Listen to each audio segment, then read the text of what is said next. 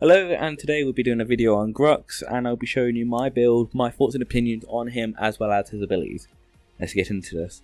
Firstly, his default attack, Chop, does mediocre damage. It's just as a normal attack, you get the gist.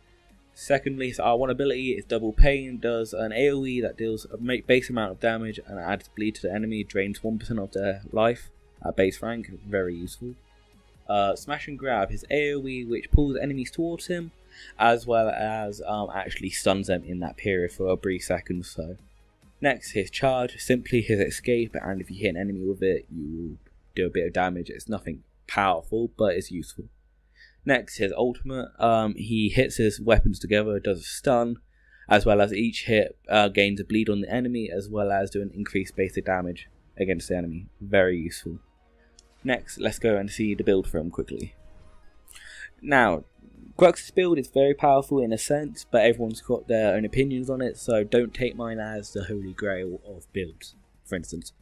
But let's get into this. Firstly, we have Centurion, increases base health, and gives health to minions, extremely useful in any situation.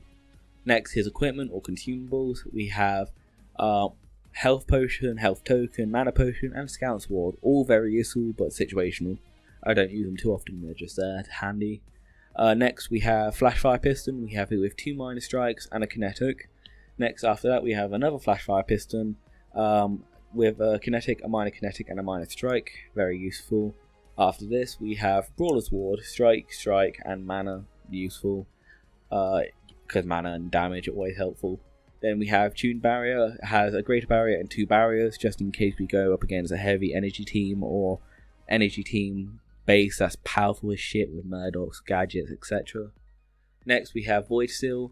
Basically it does penetration, so if they have physical armor you'll be fine late game. Wing Harvest Blade, we have 3 major strikes on it, just very useful. We have a clone of that, exactly the same, 3 more major strikes. And our last card, Tempered Plate. Simply in what it does, it gives physical armor as and a bit of base health increase, as well as we have 2 Graters and 2 Guards on, just because having extra if you have to card is fine, but I don't, so I only had 2 Graters on this one because I had cards for the Tempered Plate. Now, what you want to have first, simply get the Flash Fire Pistons as early on as possible, very useful.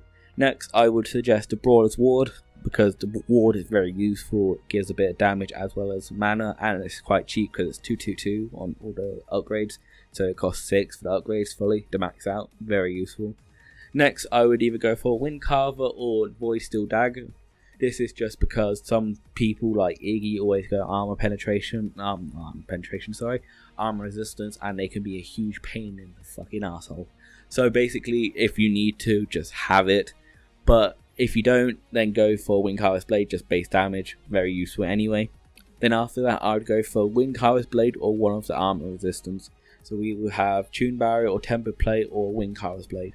So depending on what you're going against, let's say you've got a very heavy gank physical team, you may put Tempered Plate on, but if you haven't got that issue and you've got to get through the waves of enemies, then Wing Harvest Blade all every day, simply. It's just base damage, very useful. Then after that, either go for the other Wing Harvest Blade if you hadn't already had one beforehand, or go for the other armor type. So let's say you had Tempered Plate, go for a Tune Barrier or vice versa. And then finish it off with whatever card you don't pick, simply. Now, if you have run out of points, simply just replace one of the Flash Fire Pistons. They're not greatly needed, considering you have 6 free cost damage cards on, which just make it extremely powerful anyway. But this is my build on him. I will leave you with some gameplay of what he can actually do. But if you did like this video, don't forget to like, subscribe and comment down below on what you believe I should do next, because I'm considering doing some more Warframe videos or some more Paragon videos. So I might do some Battlefield 1, considering I really want to get it, because my mate brought it around and it's holy shit, it was fun. But simply let me know what you want down in the comments below, and I hope to see you next time. Bye bye.